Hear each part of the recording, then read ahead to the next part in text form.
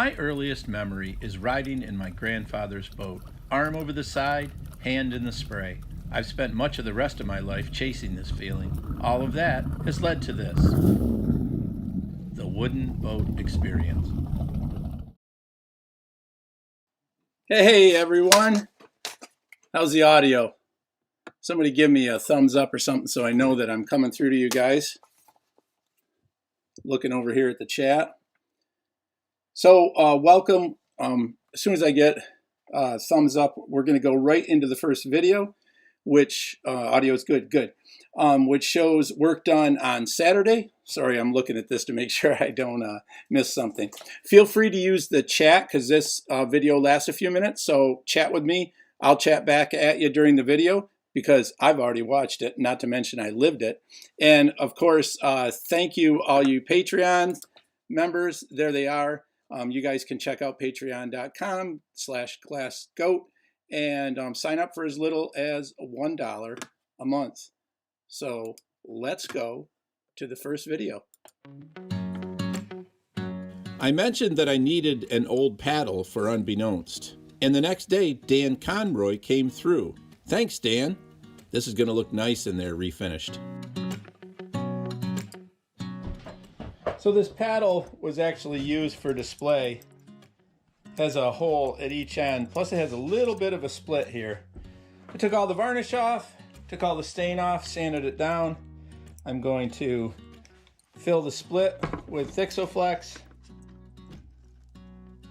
I'm going to widen the gap just a touch with that. Oh, better get this stuff out of there.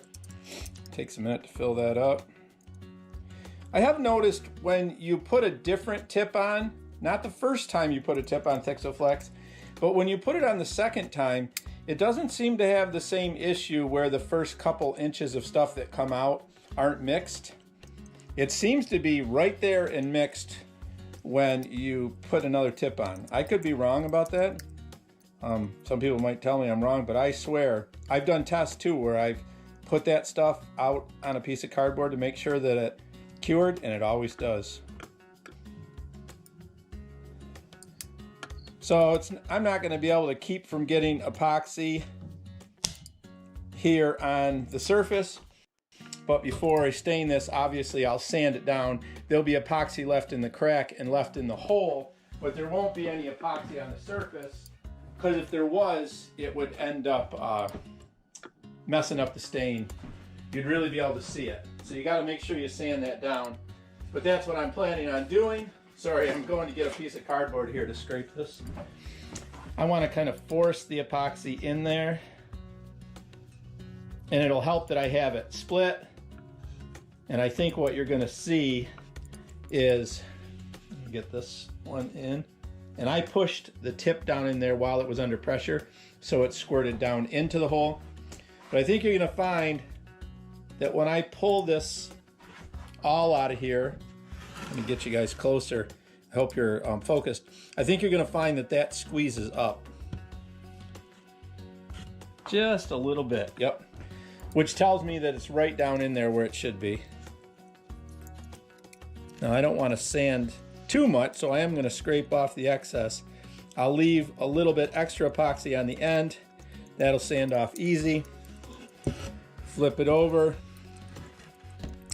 And you can see right here that that epoxy squeezed right through, which is good. That's what I want to happen. I'll just give that a little bit of a scrape. I think I might have enough on this cardboard to push this right down in. Now, I don't know if I would have done this were I to be using this paddle all the time in a canoe or something, but my hope is that this paddle never gets used. This is something that's only, you know, it's at a powerboat. It comes out in an emergency, and it's going to be as much for display purposes and Coast Guard purposes as anything else. I'm going to make it, I want to get it done today because I want to start varnishing Monday morning on this along with some other stuff, because I want a bunch of coats of varnish on this as well. I'm not going to skimp on certain areas, and you know, varnishing takes a while. You got to have time in between coats, and no matter how much you speed it up, you can only go so quick. Also on Saturday, I finished the starboard ceilings, replaced those 4 plywood seat pieces with mahogany plywood, and created the starboard margin board.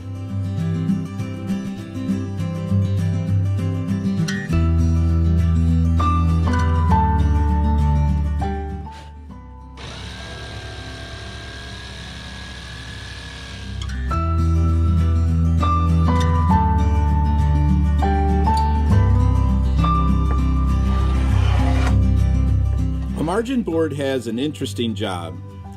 It must elegantly fill the space between the floor and the ceilings. It is often an odd shape, and this makes it hard to create.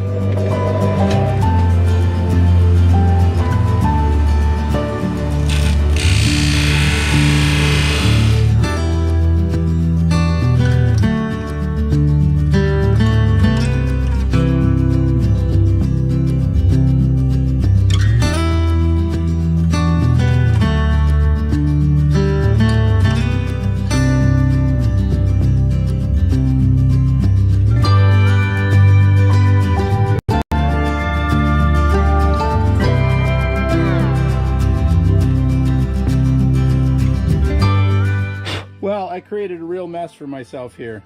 I got a bit of a problem.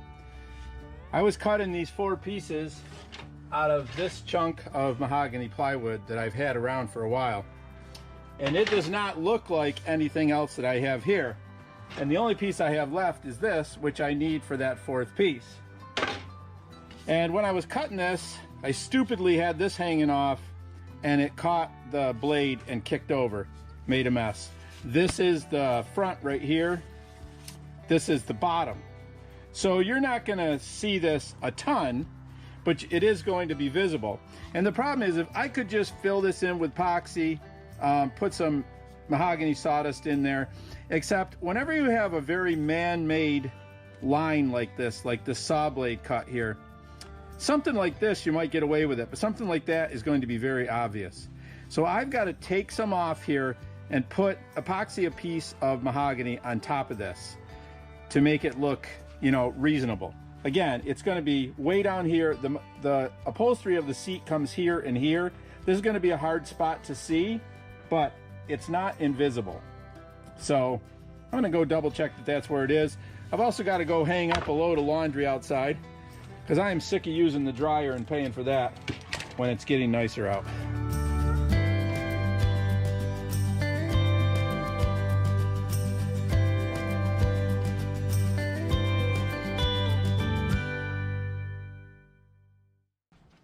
I'm going to put that piece in just like that.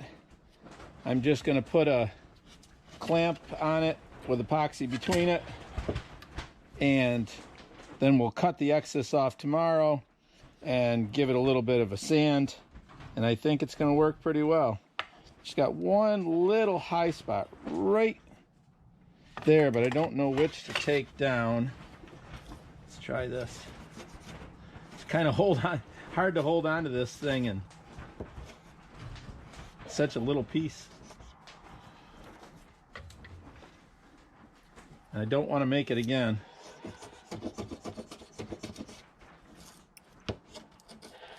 I'm just glad it's mahogany. It's so easy to hold a little piece and work with it in mahogany, where if it was a lot of other woods, it just wouldn't work. All right, that's going to match. Certainly good enough for where it's going to be, and at first glance you'll never notice it once it has the filler stain and stuff on it. Boy, there's just that one little spot, but I don't think it's high. It just feels like a bump. All right, I'm gonna go glue it up. Seems like it's getting dark a little early tonight. You can see that the rest of the ceiling boards are on here. This margin board down here, that one's still got some old stain on the surface. You can see how it's light where I've worked it, but the top surface has just got old stain on it. I'm going to take that off right now, and I've got to glue this one right here. It's got a little split in it, but that'll glue all right. The rest of them are all set. We've got this piece is in, the epoxy is curing right now, but you can see that there's now a mahogany piece there. This will have upholstery, this will have upholstery, so will the passenger side, and over here upholstery where you see the regular plywood, but then we got mahogany here and here. So we'll take all that stuff in, including those ceiling boards, and we will start staining and varnishing. Cockpit's getting closer. Okay, so that was kind of a long first video. I'm glad everybody's been chatting. A couple things before I forget. The paddle looks like it's poplar, which really surprised me. Didn't expect that. I don't think I've ever seen a paddle made out of poplar before, but it seems to be fairly tough.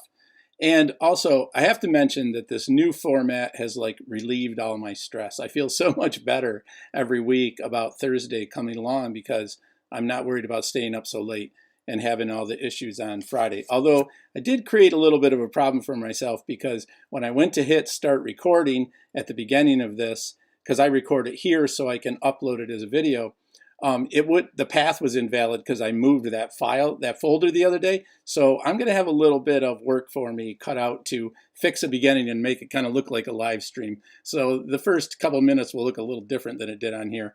But it is what it is. What am I going to do? I'm still figuring this stuff out. Okay, let's go to the next video. This is Sunday.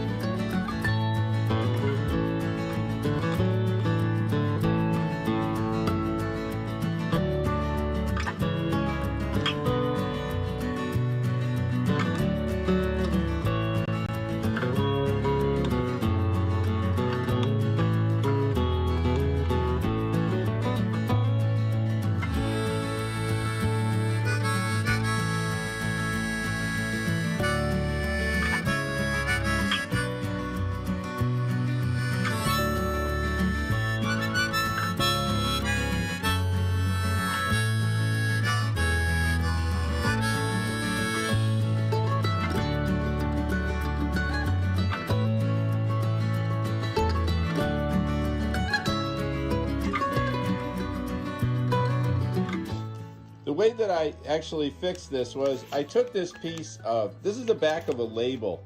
And lots of times when you get shipments now, there's a packing list and it's printed on a piece of label and it's not peeled off. I peeled the label off and used this wax stuff. I put epoxy first into the hole. Then that piece of mahogany, another piece of the mahogany plywood that I chiseled off, I put in place.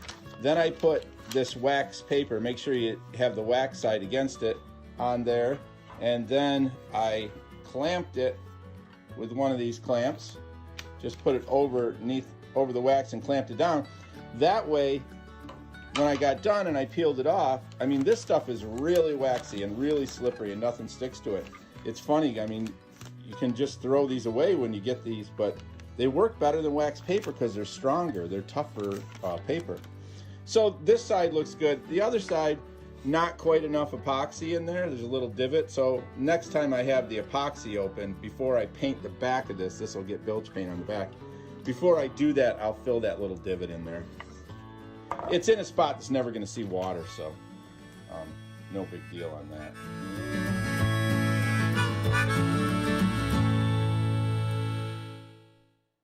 Okay. Hey, Nina mentioned that wheel, and that brings up something that I was going to say to you guys anyway. I'm looking for a center cap for that wheel, and it's kind of a larger center cap. If you go on eBay, you can find a million center caps, but they're all 2.5 inches. This one has an inside diameter, and I'm looking at this to make sure I get it right, of 3.5 inches. And then on the outside of that circle, it's 3 11/16. So some kind of center cap. I may have to make one, but I'm looking for one if anybody knows of one around, a new old stock piece. I'm pretty sure that wheel came off of a Chris Craft, I think a 27-foot sea skiff, maybe early 70s, late 60s. Also, when I painted that bow with the white oyster white paint, that toe rail was wet with varnish. That makes for a real fun painting of the edges, I can tell you, because you can't lean on the boat. So that was very interesting. So the next thing we're going to go is looking at some varnish. And let me click on that so I can bring it up for you guys. And let's take a look at that video. Lots of ceilings, stained, ready for varnish. There's the paddle we got from Dan, the 2 margin boards, and those 4 pieces, including the one that we fixed. Actually, we fixed 2. One had a gouge in it, and I fixed that as well with epoxy. Whether or not I get into the boat shed each day, I have varnished every day for the last couple of weeks at least. It's a great way to end the day and let the varnish fumes go away while I'm sleeping. I wish I didn't have to sleep. I get so much more done. Such a waste of time. Oh, and one last thing. Should have mentioned this before I turn that off. There was a spot right there where it was chipped that I used epoxy. And then here is that spot right here where the big chunk, where the saw caught the edge and ripped it out. And you can see that that matches up pretty well. Consider it'll be on the bottom. I don't think you're really going to notice it. I think it's going to be okay. Spray rails are fully varnished, and I'm adding a brass rub rail that I salvaged off an old canoe. So these will be ready to go on when the white hull paint is finished on Unbeknownst. They're going to look awesome on the side.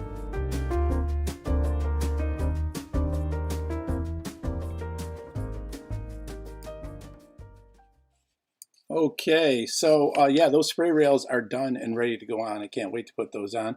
And let me look at this and make sure I don't miss anything here. One more coat on those starboard ceilings, all that stuff that's on the bench in there, and those will be going on. They'll be about even with the other ones, and then I'll continue with the varnish when it's on the boat. Once I get to a certain level, varnishing them on the boat is no problem. And also the upholstery is on its way. So soon we'll be doing the upholstery on the inside there. So I'm looking forward to that. Okay, now let's look at Tuesday.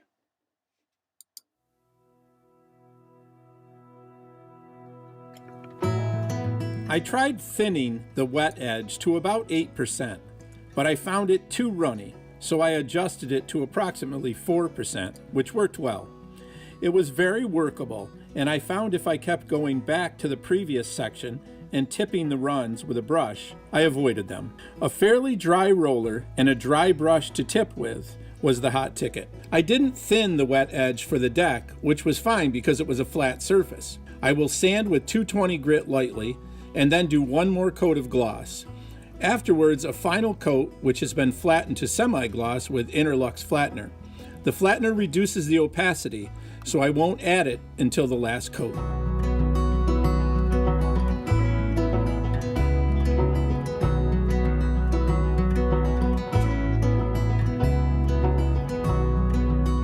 When you already have your transom varnished and you have the strakes coming to an end, and one of the things I really wanted to make sure of when I first started this was that you could see the end of the strake and it was the color of the transom. I did not want to paint down where the transom meets there.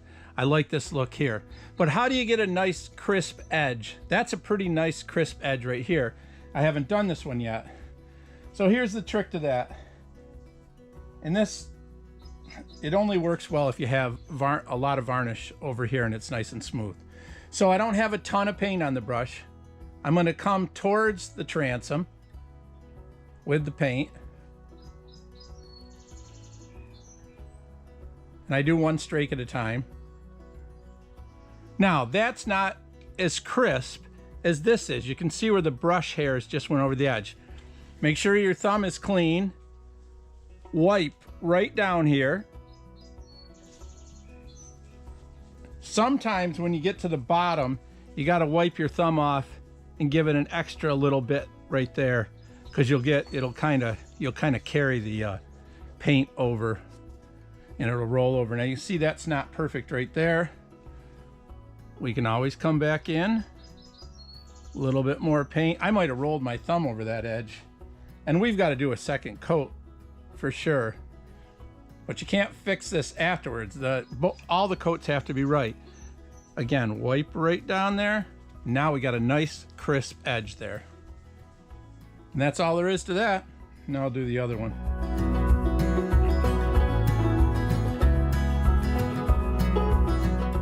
Okay, again, that's okay, but it's not great.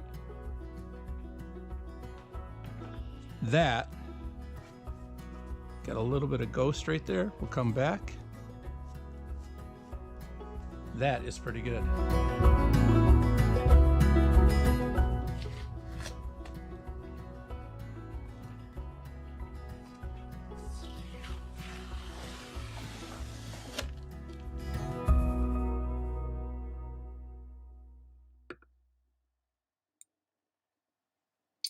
All right, so that paint, I can't wait to get that second coat on. Before I get it and we get to the end, I wanted to mention a couple things to you guys. Wes, I believe, said to me that his shirt came. So the shirts from Bonfire are on their way. I know I got notice that they were shipping. Didn't get mine today in the mail, but I think they come from out west a little bit, and Wes is out that way, I believe. So that's good. And there's going to be, not this Sunday, but the following Sunday, it looks like there's plans for a really special live stream. So I don't want to tell you guys too much about it ahead of time, but it'll be worth tuning in for. The plan is that it will be around 1 o'clock on Sunday, which I believe is the 16th. But I'll let you guys know more ahead of time on that. Next week's video is going to be a little different than usual because of some scheduling problems that I have, but there will be one coming out. So our last video has to do with the hull card for the Chris Craft. So, Brittany says that her shirt arrived in Pacific Northwest. So it must be they're coming from out in that direction, and way out here in the other end of the country, we're going to have to wait a little bit longer. So hello, Brittany. It's good to see that you're here, and we'll see you soon. So the next one, like I said, is about the hull card for the Chris Craft and also for the Lyman. I better click on that one if I'm going to show it to you, though. Hey, Speckles. How you doing, buddy? Okay, last thing of today. I got hold of the Mariners Museum, and they have the Chris Craft archives. So they were nice enough, for a very small fee, to send me the build sheet from this boat. This same Chris Craft. All I had to do was send them the serial number, the year of the boat, and I found out something pretty interesting. You can see where it was delivered to right here. George W. Mercier Incorporated in Clayton. And I also have a build sheet from my Lyman, which is a 67. So the Chris Craft is a 55, the Lyman's a 67. And this came from Tom Karakne, I think that's how you say it. And where was the Lyman delivered to? The same place, George W. Mercier in Clayton. Pretty interesting that in 67, the Lyman cost $5,947. In 1955, according to one of these sheets, I mean, the Mariners Museum sends you this huge pile, this whole folder, all these over here, just great information. But the Chris Craft was $3,000 and some dollars. Man, that 26-foot Lyman is a heck of a lot more boat than this 18-foot Chris Craft. So that's pretty interesting. The price difference isn't as much as you would expect. So I found out lots of information, and one of the things I found out is that it was delivered with a Model A Chris Craft, which is 60 horsepower at 3,200 RPM, 108 foot-pounds of torque at 2,400 RPM, and so the weight is 465 pounds, fairly light. So we're putting in a motor that has 140 horsepower. I don't know what RPM that's at, and 177 pounds of foot torque. So we should have plenty of horsepower and torque in that motor. I don't know how each one was was rated. I don't know if they were rated at the crankshaft, after the transmission. I'm not sure about that, but I think we're going to be fine. So thanks to the Mariners Museum, there's a lot of information out there available if you have a Chris Craft or a Lyman from Tom. There it is right there. There's a letter. And I got this, a friend of mine ordered this. I had the boat before me. These photographs are great of the Chris Craft. So they send you all sorts of stuff. I mean, just tons of paper. You know, what came originally with it, what the options were, some advertising, pricing. I mean, it's just endless. It just goes on and on. Okay, so that's it for videos for this week. Speckles is here laying down next to me because he's had kind of a rough week because he got into something that made him smell really bad. So he's been limited to our mudroom, which is over this way. And finally, he was let out of quarantine today. So he's in here hanging out. He's not even going to get up to say hi to you guys. He's just laying there.